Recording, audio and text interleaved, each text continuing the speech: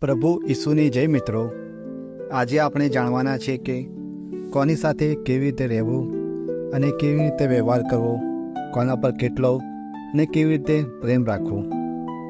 મિત્રો, આપણે ઈશ્વરના રાજ્યમાં પ્રવેશ કરવાની અને ત્યાં લાયક બનવાની તૈયારી કરી રહ્યા છીએ. તો આપણે અત્યાર સુધી પાપોની માફી માંગવા વિશે, નવા જીવનની શરૂઆત કરવા વિશે, જીવન પલટું કરવા વિશે, શાશ્વત જીવન વિશે અને ઈશ્વર રાજ્યમાં જવાની જે તૈયારી કરી રહ્યા છે તે એકલા નહીં પણ બીજાને સાથે લઈને કરીએ તેના વિશે, અને આપણે કેવા માણસ બનવું જોઈએ તેના વિશે તમામ બાબતો વિશે શીખ્યા છે. તો હવે આજે એક નવી બાબત વિશે, બાઇબલના વચન વિશે જાણીશું કે તે શું કહેવા માંગે છે અને તે આપણને કેવી રીતે ઈશ્વરના રાજ્યમાં પ્રવેશ કરવા માટે મદદ કરશે. મિત્રો, બાઇબલનું વચન વાંચીશું. લુક અધ્યાય 6 કડી 27-31.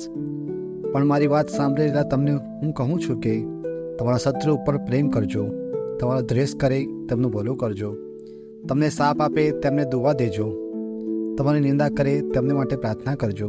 કોઈ તારા એક ગાલ ઉપર તમાચો મારે તો તેને બીજો ગાલ ધરજે, કોઈ તારો ડગલો લઈ લે તો તારું પહેરણ પણ તેને લેવા દેજે. જે કોઈ તારી પાસે માંગે તેને આપજે, કોઈ તારું કંઈ લે તો પાછું માંગીશ નહીં. લોકો તમારી સાથે જે રીતે વર્તે એમ તમે ઈચ્છતા હોય તે જ રીતે તમે પણ તેમની સાથે વર્તજો. આ વચનમાં કહેવામાં આવ્યું છે કે આપણા દુશ્મનોને પ્રેમ કરવો, આપણું જે ખોટું કરે તેનું આપણે સારું કરવાનું, જે આપણે માટે ખોટું વિચારે તેની માટે આપણે સારું વિચારવાનું, આપણે તેમની માટે પ્રાર્થના કરવાની છે. એટલે કહેવામાં આવ્યું છે કે આપણે બધા સાથે સારો વર્તાવ કરવો, તેમની સાથે સાચા દિલથી પ્રેમ કરવાનો કહેવામાં આવ્યું છે. આપણા દુશ્મન જેવા લોકો સાથે આપણે એવો વ્યવહાર કરવાનો છે કે જાણે કશું થયું જ ના હોય, કેમ કે આપણે હંમેશા વિચારતા હોઈએ છીએ કે લોકો આપણી સાથે સારો વ્યવહાર કરે તો આપણે પણ પહેલી શરૂઆત કરવી પડશે, કેમ કે આપણે ઈશ્વરના રાજ્યમાં જવું હોય તો આપણે પણ તેમના જેવો વ્યવહાર, તેમના જેવો પ્રેમ અને તેમના જેવો જીવન જીવવું પડશે. તો જ તેમના લાયક બની શકીશું અને તો જ આપણે તેમના રાજ્યમાં પ્રવેશ કરવા લાયક બની શકીશું.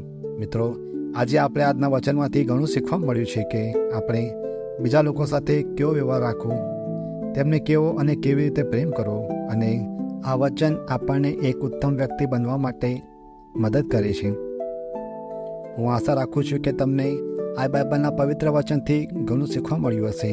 અને જો તમને આ વિડીયો સારો લાગ્યો હોય તો તમે બીજા આપણા ભાઈઓ અને બહેનોને પણ શેર કરજો, લાઈક કરજો અને અમારી આ યુટ્યુબ ચેનલને સબસ્ક્રાઈબ પણ કરજો.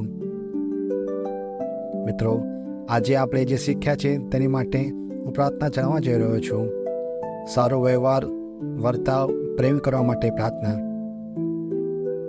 હે સ્વર્ગીય પિતા, પ્રભુ ઈસુ, મા મરિયમ અને પવિત્ર આત્મા, હું તને સમક્ષ કેવી રીતે જીવવું, કોને પ્રેમ કરો અને બીજાઓ સાથે કેવી રીતે વર્તવું તે અંગે માર્ગદર્શન મેળવવા આવ્યો છું. મને તમારી ઈચ્છાને પારખવાની શાણપણ અને વિશ્વાસપૂર્વક તેનું પાલન કરવાની શક્તિ આપો.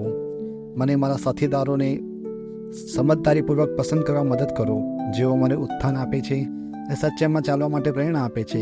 તેમની સાથે મારી જાતને ઘેરી લે છે.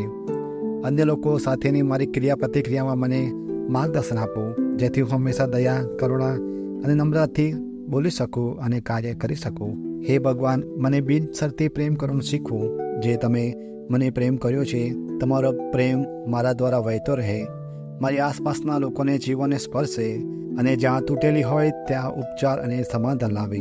જેમણે મને અન્યાય કર્યો છે તેમને માફ કરવા અને મારા તમામ સંબંધોમાં સમાધાન અને શાંતિ મેળવવાની મને કૃપા આપો. તમારી આંખો દ્વારા કરુણા અને સમજણથી અન્યને જોવા માટે મદદ કરો. જ્યારે હું જીવનની મુસાફરી કરું છું ત્યારે હું હંમેશા તમારા પ્રેમ દ્વારા માર્ગદર્શન મેળવી શકું.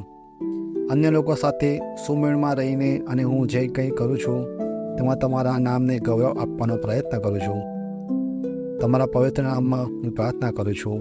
હે સ્વર્ગીય પિતા, પ્રભુ ઈસુ, મા મરિયમ અને પવિત્ર આત્મા, અમૂલ્ય નામમાં અમે પ્રાર્થના કરીએ છીએ. આમીન. તમારો આભાર.